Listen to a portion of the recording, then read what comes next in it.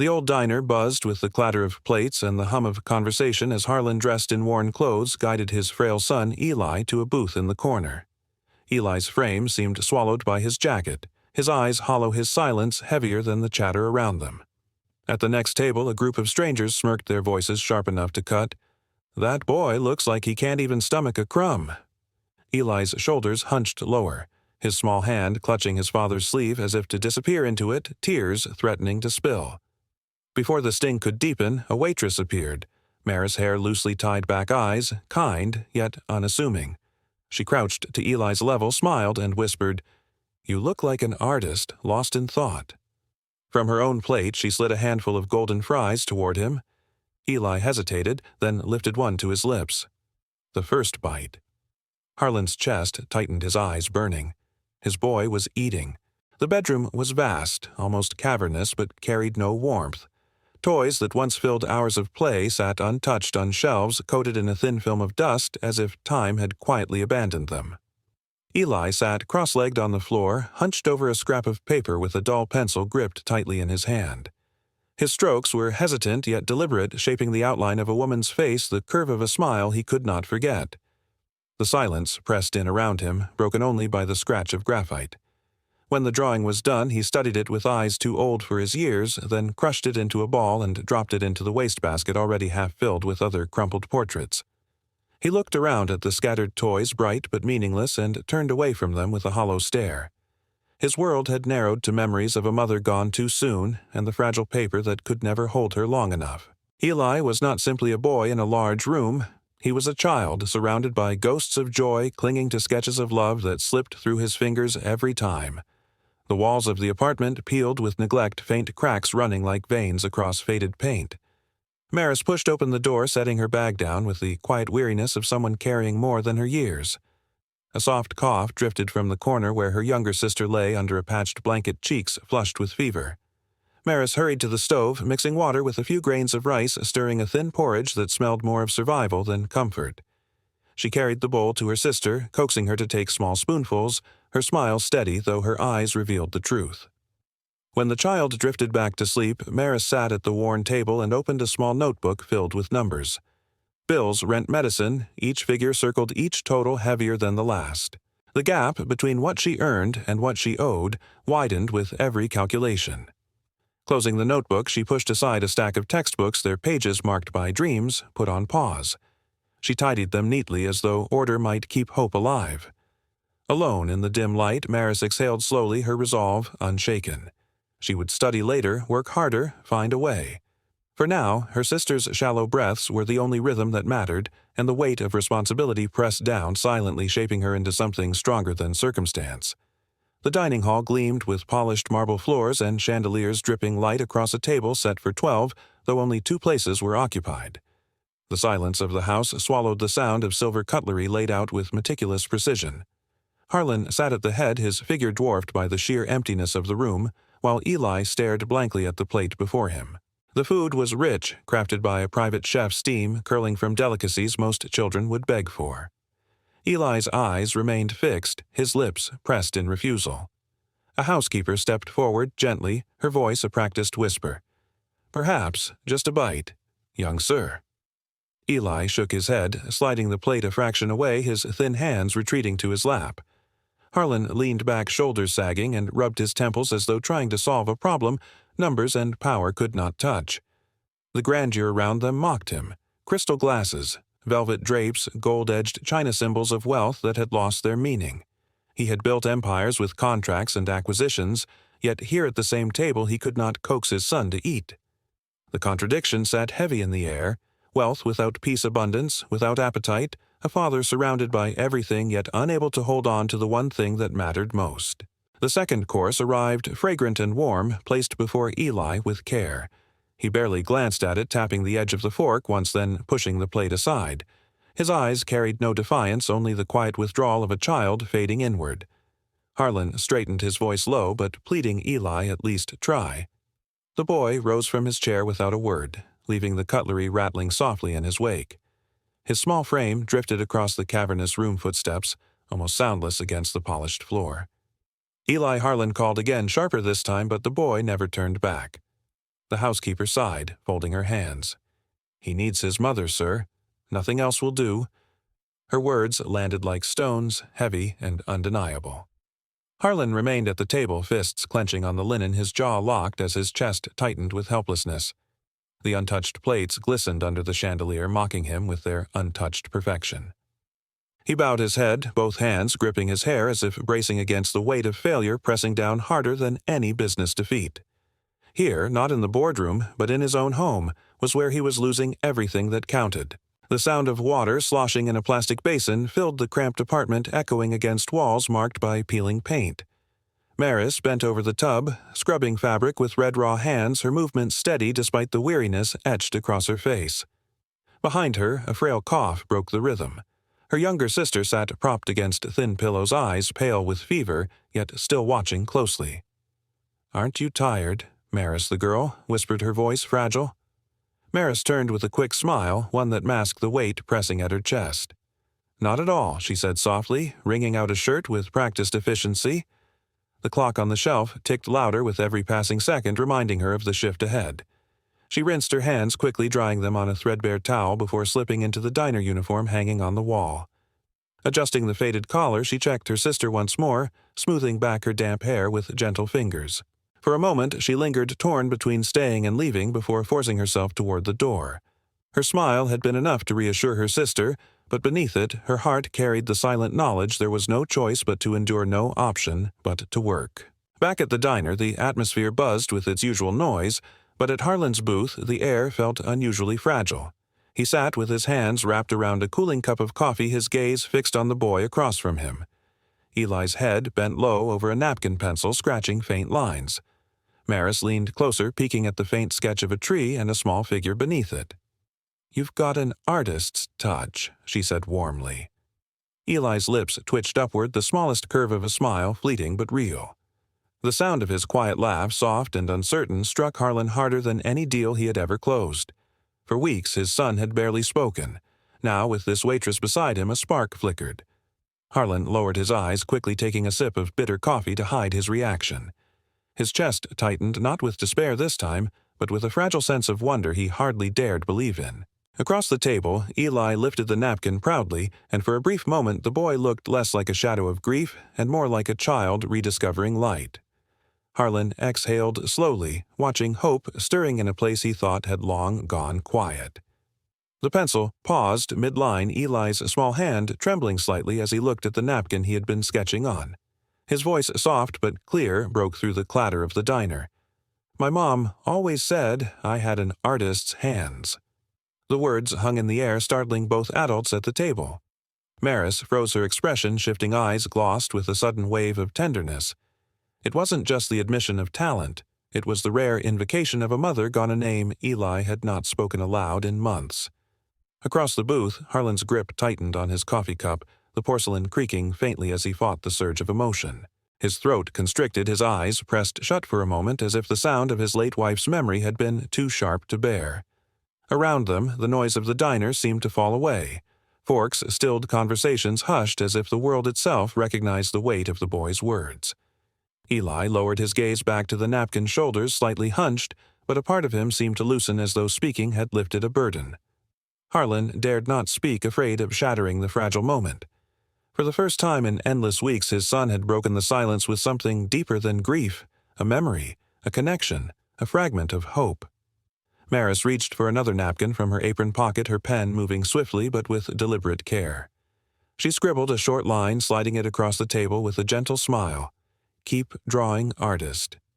Eli's brows lifted slightly, his small fingers tracing the letters as though they carried weight beyond paper. He folded the napkin slowly with reverence and tucked it into the pocket of his jacket like a secret worth guarding. For a boy who had thrown away sketch after sketch, this simple piece became something he could not discard. Harlan watched his chest tightening with awe. The boy who had refused toys, food, and even words now cradled a fragile gift like it was precious. Eli's lips curved faintly upward, the hesitant beginnings of a smile, his eyes glancing shyly at Maris as if testing whether the world still allowed him such light. The exchange was quiet, almost ordinary, yet profound in its impact. It was not a grand gesture, but a seed planted a moment where a child felt seen, His pain, acknowledged his gift, affirmed. Harlan, witnessing it, felt tears rise unbidden. He had spent fortunes chasing solutions, but here in this modest diner, hope was handed to his son on a folded napkin. The city lights streaked past the tinted windows as the car glided through the night. In the back seat, Eli lay curled against the leather, his small chest rising and falling in steady rhythm, the folded napkin clutched tightly in his hand. Harlan sat beside him, his gaze fixed on that fragile slip of paper, his son's grip on it stronger than on any possession he had given him in months. He leaned closer, whispering words no one else could hear. A stranger managed what I, his father, could not. The admission caught in his throat raw with both shame and wonder. His eyes drifted to the rearview mirror, catching sight of the diner shrinking into the distance, its neon sign flickering faintly as if reluctant to let them go. That small ordinary place had done what all his wealth could not. It had drawn his son back toward life, if only for a moment. Harlan sat in silence, torn between gratitude and a rising unease. Who was this young woman who could reach through walls he had failed to break? He stared again at Eli's peaceful face, then back at the dim glow fading behind them. The question lingered like a shadow. Could he trust this fragile hope, or would it vanish as suddenly as it appeared? Morning brought the diner alive with chatter, coffee pouring orders shouted, but beneath the hum another current stirred. Clara leaned close to a fellow waitress, her words sharp and cutting. "She's good at pretending, isn't she? Making that boy eat like some kind of saint." The snicker that followed rippled through the staff, subtle but poisonous. Maris, carrying a tray, caught enough of the words to understand. Her jaw tightened, but she kept her silence, focusing on her work. Yet the murmur spread quickly like a stain seeping through fabric. At a nearby table, customers glanced over, whispers, rising eyes flicking between Maris and the boy who sat quietly at his booth. Eli's small fingers curled around his father's sleeve, his eyes darting nervously as if he sensed the shift in air. Harlan looked up briefly, his expression unreadable, though a flicker of steel passed across his features. Clara smirked, satisfied her seeds had been planted. What had been a fragile sanctuary for Eli now trembled with doubt, the warmth of yesterday overshadowed by suspicion. For Maris, the weight of silence pressed harder than accusation. For Eli, the stares carried the same cruelty he had hoped to escape. The harmony had begun to fracture. By late afternoon, the diner was full, but the noise at the counter carried a sharper edge. Two waiters leaned together, voices lowered, but not enough to escape notice. "She must be seeing a rich guy," one muttered, eyes darting toward Maris. The words rolled easily into laughter, spreading faster than spilled coffee. At a corner booth, a customer overheard and smirked, calling out, "So when's the wedding, with that man in the fancy coat?" The comment drew chuckles from nearby tables. Maris froze mid-step, her cheeks burning, but she forced herself to bend down and clear plates her silence, the only shield she had. Each laugh pressed heavier, stinging like open wounds. Across the room, Eli sat small and still, his shoulders curling inward as the jokes reached his ears. His eyes dropped to the floor, hands gripping his knees as though wishing to vanish. Harlan's gaze flicked across the room, sharp and cold, but he remained silent, watching the whispers knot themselves tighter around Maris. What had begun as one malicious remark had now slipped beyond her control, gaining power with every tongue that repeated it. The safe haven she had built with kindness was cracking, and both she and Eli could feel the fault lines widening beneath them. The summons came quickly. Maggie, the diner's manager, stood stiffly at the office door and motioned Maris inside. The room smelled faintly of coffee and paperwork, the kind of space where decisions weighed more than words. Maggie folded her arms, her eyes steady but tired. "You're getting too close to that customer. The staff aren't happy, and neither are some of the regulars." Maris clasped her hands tightly, searching for words. "I'm not crossing any lines. I just wanted to help his son. He hasn't been eating. That's all." Her voice trembled at the edges, but the sincerity was clear. Maggie sighed, leaning back against her desk. "I believe you. But good intentions can look dangerous when people want to see scandal. And right now, they do." The weight of the warning sank into Maris heavier than the gossip itself. This wasn't just about whispers anymore, it was about her job, her fragile stability, the roof over her sister's head. Maggie's tone softened, but her words cut all the same. "Be careful. You're walking a thin line, and one misstep could cost you more than your pride." Maris left the room with her head bowed, her chest tight, the threat of losing everything now looming like a storm she couldn't outrun. The diner hummed with its usual rhythm until a careless moment shifted everything.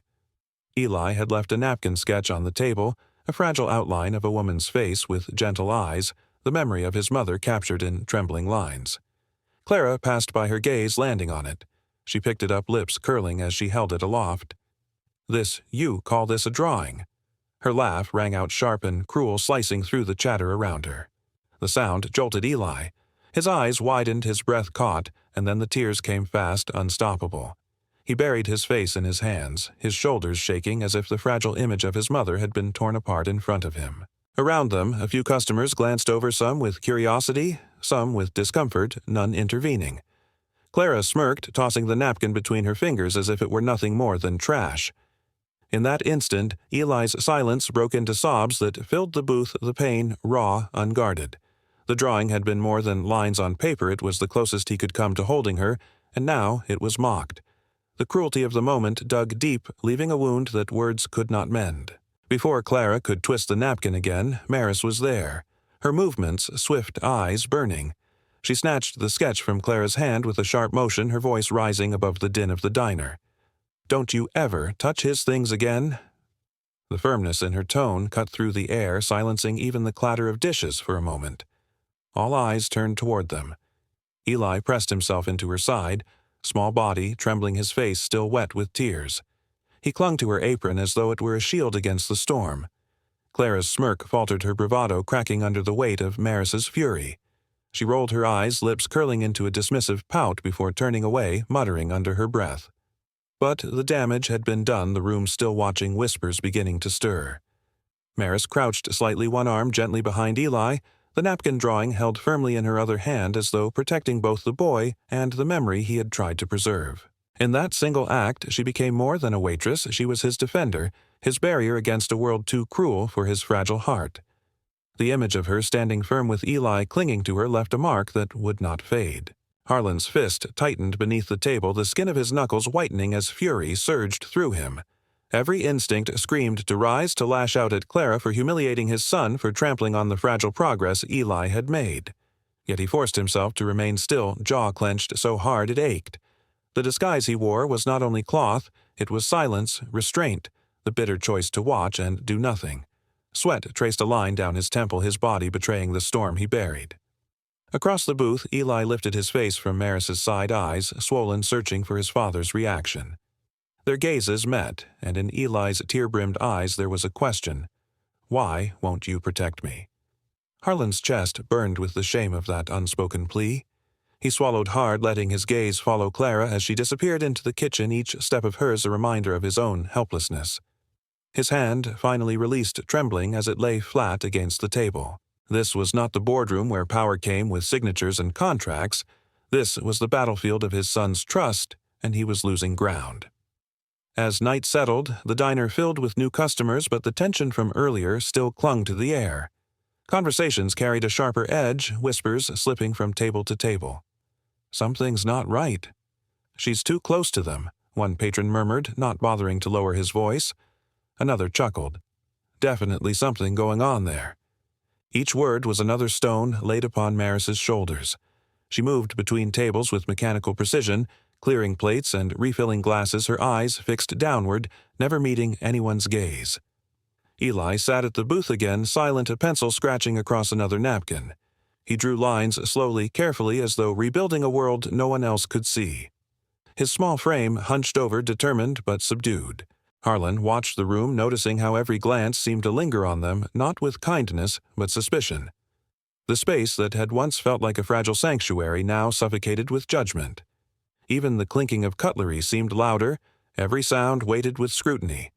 Eli's hand stilled on the paper, his shoulders tightening as though he could feel the eyes upon him, and Harlan, powerless to shield him, realized the walls were closing in, not only on his son, but on the woman who had dared to show him kindness. The hum of the diner had barely quieted when Maggie's voice cut through it, summoning Maris into the cramped office once again. Her face carried the weariness of someone tired of complaints, but her tone was firm. "I've had more customers and staff come to me. They're saying you're getting too close. It's disrupting the floor." Maris stood stiffly, fingers twisting the hem of her apron. "I'm not trying to cause problems. I was just helping a child." The words sounded smaller this time, worn thin by repetition. Maggie sighed, pinching the bridge of her nose. "Intentions don't erase the mess. You're pulling the team into something they never asked for, and if this keeps up, I might not be able to protect you." The silence that followed pressed heavy, broken only by Maris's shallow breath. Just outside, unnoticed by both, Harlan lingered near the hallway, his ears catching every word. His jaw clenched, lips pressed into a hard line as guilt and anger churned inside him. This young woman was being cornered not for wrongdoing, but for kindness. Kindness toward his son. He turned away before Maggie could exit, the echo of her warning ringing in his ears like a verdict. The tension of the day finally broke Eli's fragile calm. He tugged at Harlan's sleeve, whispering, "Can we go?" His voice trembled, his eyes glassy with unshed tears. Harlan rose, quickly scooping the boy into his arms as though shielding him from the stares that still lingered. They moved swiftly toward the door, the diner's noise fading behind them. Outside, under the dull glow of the street lamp, Eli pressed his face into his father's shoulder. The sobs came quiet at first, then sharper, each one cutting into Harlan's chest. "I don't want them to laugh at Mama," Eli whispered, the words shattering the air between them. Harlan froze, his breath caught his grip tightening around the small frame. The mention of her spoken aloud after months of silence was a blade twisting in wounds that had never healed. He held his son tighter, his own eyes stinging, whispering nothing because no words could mend what cruelty had reopened. For the first time, the weight of his disguise, the charade of calm, felt unbearable. His child's grief had been mocked in public, and all he could do was carry him away, clutching him as if by sheer force he could keep the world from tearing them both apart. From behind the glass, Maris's eyes followed the figure of Harlan carrying Eli out into the night. The boy's arms hung limp around his father's neck, his small face pressed into the shoulder that bore his grief. Maris pressed a trembling hand to her chest, a whisper escaping before she could stop it, poor child. The ache in her voice was meant for no one yet, it hung in the air, fragile and real. But behind her, Clara's shadow lingered. Catching the sight of Maris's sorrow, Clara let out a mocking laugh. "What an act! You should be on stage instead of waiting tables." The words struck like a slap, cruel, not because they were true, but because they dismissed the very heart that had compelled Maris to care. She lowered her gaze, swallowing the protest that rose in her throat. Around them, the other waitstaff exchanged knowing looks, their silence as sharp as Clara's sneer. Alone in the crowded diner, Maris realized she was more isolated than ever. The small bond she had built with Eli had marked her as different, and in that difference she now stood alone. That night, the quiet of the mansion broke with the sound of hurried footsteps and a child's labored breathing. Eli burned with fever, his skin flushed, sweat soaking his hair as he tossed restlessly. Harlan sat at his bedside, panic rising like a tide he could not hold back. Jonas. The car. Now he shouted, voice cracking. Within minutes they were racing through the dark streets, the city lights blurring into streaks. Eli whimpered faintly, his lips forming broken fragments. "Mama. Mama." The sound gutted Harlan, more unbearable than any boardroom defeat or public scandal he had ever endured. At the hospital, doctors moved quickly, their faces grave. One spoke firmly, "He needs strength. He must eat and recover his appetite, or his body won't keep up." The words carved deep into Harlan's mind. Wealth had bought him doctors, but not solutions. His son's small hands clutched at the sheets, his face pale under the harsh hospital lights. The memory of Maris sharing food with him flashed unbidden, how her kindness had coaxed life back into Eli for the first time in weeks. Now, as machines beeped steadily beside them, Harlan realized the truth with frightening clarity. Without more moments like that, his son might not survive. The room was heavy with the smell of disinfectant, the steady beeping of monitors a cruel reminder of Eli's frailty. A tray of food sat untouched on the bedside table, steam long gone cold. Harlan leaned forward, voice breaking as he pleaded, "Please, Eli, just a little bite." His hand hovered near the spoon, desperate to place it in his son's grasp. But Eli turned away, pressing his face to the wall, lips sealed in silent refusal. His small shoulders rose and fell with shallow breaths, eyes shut tight against both food and father. The rejection pierced deeper than words ever could. Harlan's voice cracked, a man stripped of power, begging not for profits or success, but for the smallest sign of life from his child. The nurse shook her head softly, sympathy in her eyes, but helplessness in her stance. "He has no will to eat," she murmured, retreating quietly. Harlan buried his face in his hands, his body trembling with exhaustion. Surrounded by machine staff and wealth beyond measure, he had never felt poorer. The image of his son's back turned away from him branded itself into his mind a wall higher than any he had ever scaled. Jonas lingered at the door, his voice low but insistent. "Sir, maybe call the girl from the diner." The one he smiled at. Harlan's head lifted, doubt flickering in his eyes. Pride battled with desperation, but Eli's frail body in the bed silenced hesitation. A call was made. Hours later, the sound of hurried footsteps echoed down the sterile corridor. Maris appeared breathless, carrying a small cloth bag pressed to her chest. Inside were simple snacks, crackers, fruit, a thermos of broth, the kind of food that comforted, not intimidated. She stepped cautiously into the room, unsure of her place here among wealth and machines. But then Eli stirred. His eyes, dull moments before, widened slightly when they landed on her. A faint spark lit his gaze, the first sign of recognition that wasn't colored by grief. His small fingers twitched, reaching weakly toward the familiar presence. Harlan saw it, the shift he had been begging for but could not summon. The boy, who turned away from his father and nurses, had lifted his eyes for her. For the first time in days, hope entered the room, carried not by medicine or money, but by the quiet weight of a young woman's kindness.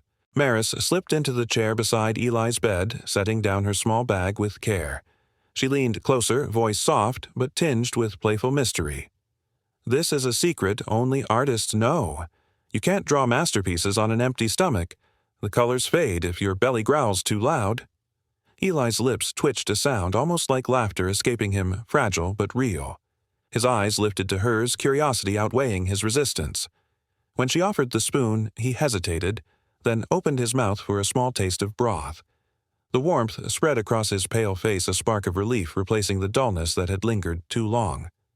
Harlan stood nearby, his throat, tight eyes wet. He turned slightly, wiping the corner of his face with trembling fingers, unwilling to let anyone see how undone he had become. A doctor entered just as Eli accepted another bite, his brows lifting in disbelief. "He's eating. After all this time." The question hung in the air, answered not by words, but by the steady rhythm of Eli's spoon meeting his lips. Maris had accomplished with gentle patience what medicine and pleading could not. In that moment, she wasn't just a waitress, she was his lifeline. Back at the diner, Clara leaned across the counter, her voice a sharp whisper sharpened for effect. "See, I told you. She's following that man and his boy everywhere, even the hospital." The words curled like smoke into the ears of the staff gathered near. A few nodded knowingly, their eyes narrowing suspicion, hardening into certainty. "She's not doing this out of kindness," one muttered. "There's something else in it for her." The murmur grew, each voice feeding the fire until the whole backroom buzzed with insinuation. The air thickened with judgment, and even those who had once defended Maris fell quiet, afraid of being caught on the wrong side. Maggie, hearing the whispers spill into the kitchen, paused in the doorway. Her face darkened with unease as she caught fragments gold digger acting using the boy. The laughter that followed scraped against her nerves. She knew how quickly rumor could drown truth, how fast it could turn loyal workers against one of their own. Clara leaned back, satisfied, her smirk triumphant as though she had scored a victory. The tide of gossip had swelled beyond playful teasing. It was now a wave, threatening to crash down on Maris, dragging her under before she could even defend herself. Later that evening, Maggie called Maris into the office, the door closing with a weight that made her chest tighten. The manager's voice was steady but stern, no room left for sympathy. "I don't care what's true and what isn't. The problem is perception, and right now perception is poison. The diner is unsettled. The staff is whispering the customers are watching. You're at the center of it." Maris's throat burned as she forced out the only defense she had left. "I haven't done anything wrong. I was only helping a child." Her words fell heavy in the silence, sincere but fragile. Maggie shook her head, slowly, eyes weary. "Intentions don't matter here. Stability does. If this continues past the end of the week, I won't have a choice. I'll have to let you go." The ultimatum landed like a stone, cold and immovable. Maris's eyes stung, but she refused to cry in front of her. Her silence was answer enough. As she left the office, the weight of the warning pressed on her shoulders like an anchor. She had fought to balance family studies and survival. Now, because of one act of kindness, everything hung by a single, fraying thread. The car rolled silently through the night, city lights flashing across the windows. Beside him, Eli slept soundly, his small hands curled around the hospital blanket. Harlan watched his son's fragile chest rise and fall, but his mind was far from calm. The whispers from the diner replayed like an echo he couldn't escape. Every word aimed at Maris had been sharpened by his silence, his decision to keep his identity hidden. Am I the one dragging her into this storm? The thought gnawed at him heavier with every passing mile. His hand slipped into his coat pocket, fingers brushing against a business card embossed with the weight of his empire. He clenched it until the edges bit into his palm. Revealing himself would expose her to a different kind of danger, but keeping the disguise was already burning her life to the ground. The road stretched endlessly before them, but his own path narrowed, pressing him toward a choice he no longer wanted to make. In the stillness of the early hours, Eli stirred, caught in a dream where his mother's face hovered just out of reach. He whispered in his sleep, soft and aching, before blinking awake. His lips trembled as he asked, "Where's Miss Maris?" The name lingered in the room, tender but sharp enough to pierce Harlan's chest. He sat at his son's side, swallowing the ache that rose in his throat.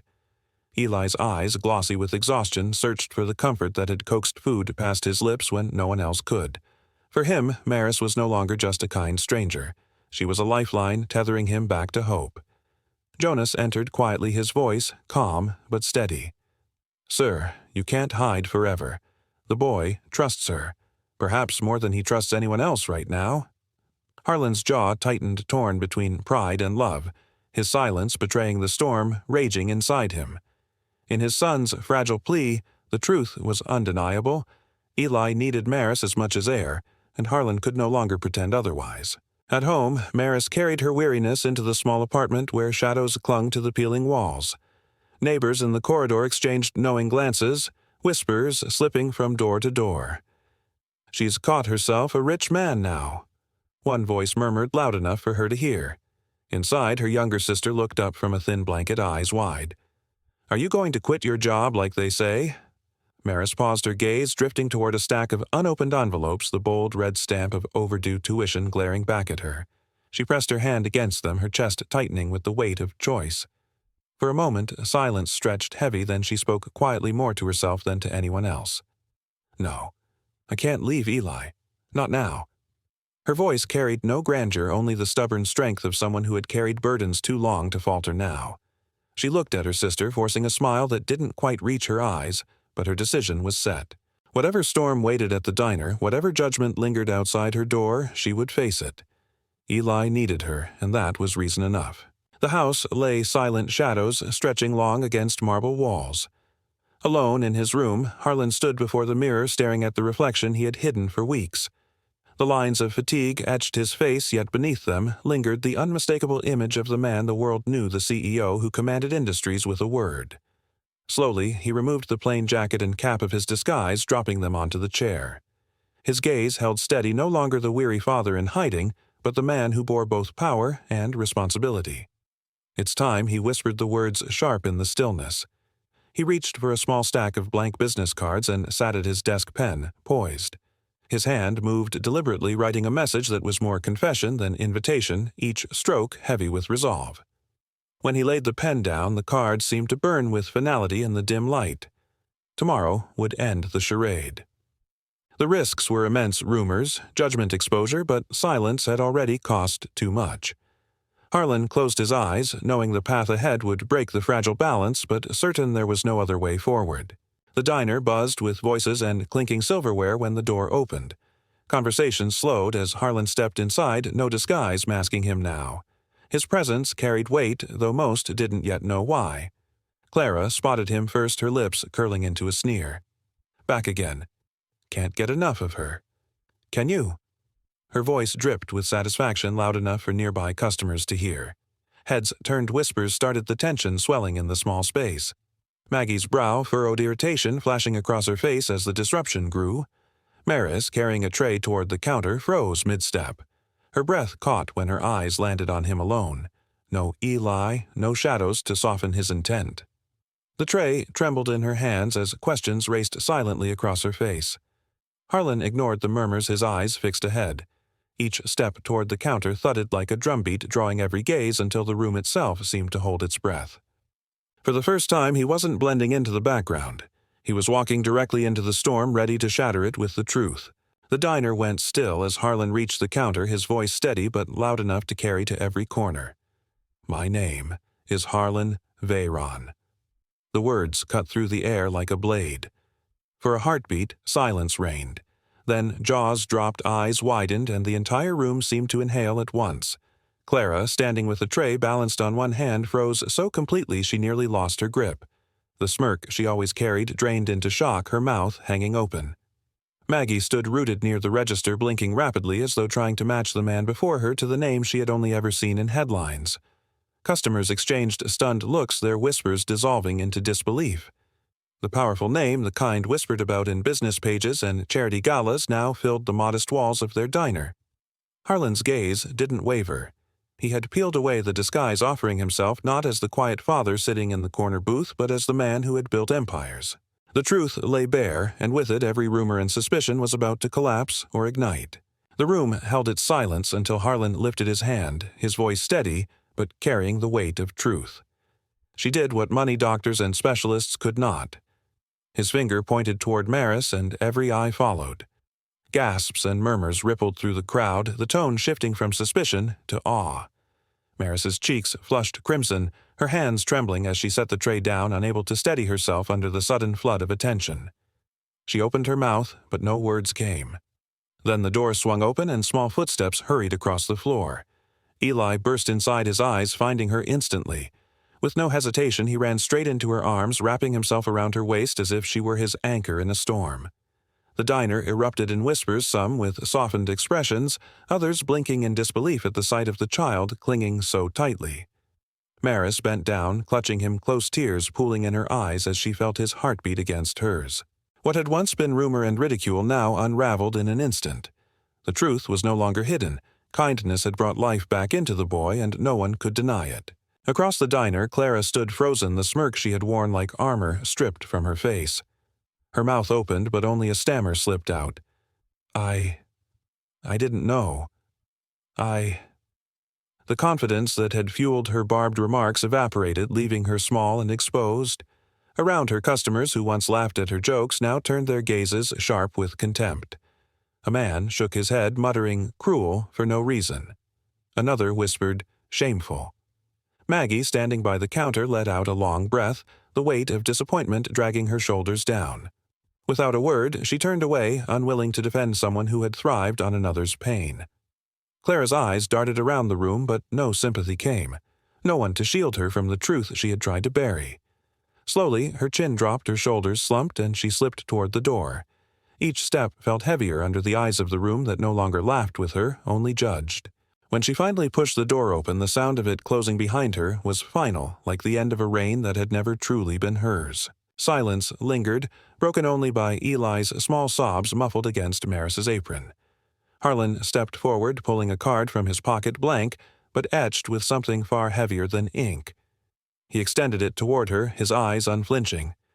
"Help me become the father my son deserves." The words rang not as a command but as a plea, raw with sincerity. Maris stared, her lips parting in disbelief, tears spilling freely now.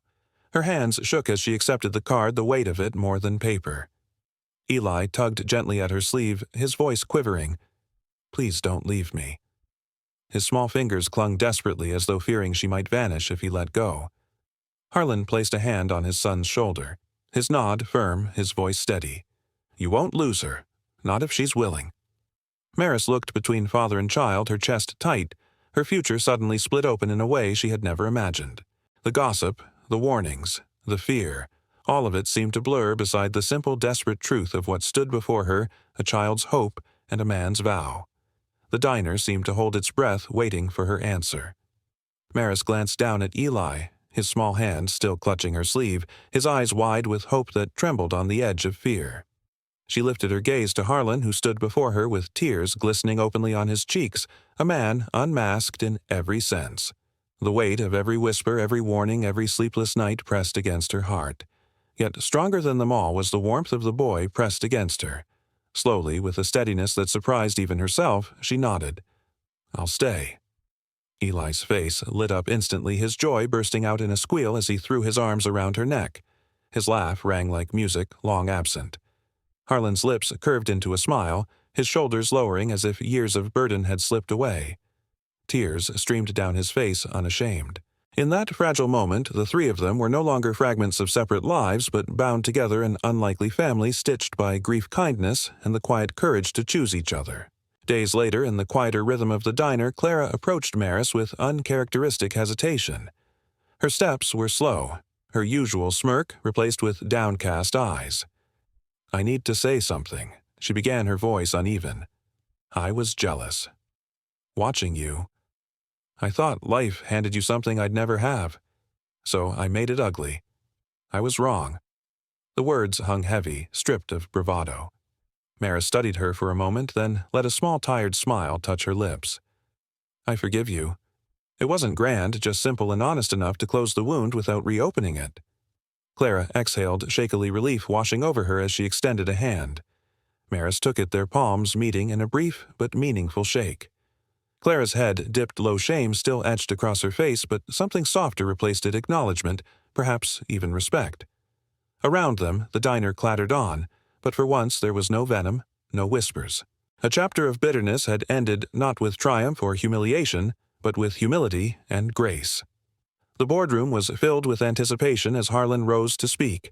Executives shuffled papers expecting another report on profits or expansion. Instead, his voice carried something different. Warmth layered over authority. This company was built on ambition, but it will grow stronger on compassion. Today, I want to introduce someone who reminded me of that truth. He gestured toward the front row where Maris sat beside Eli. Maris will lead our new program supporting children and struggling families.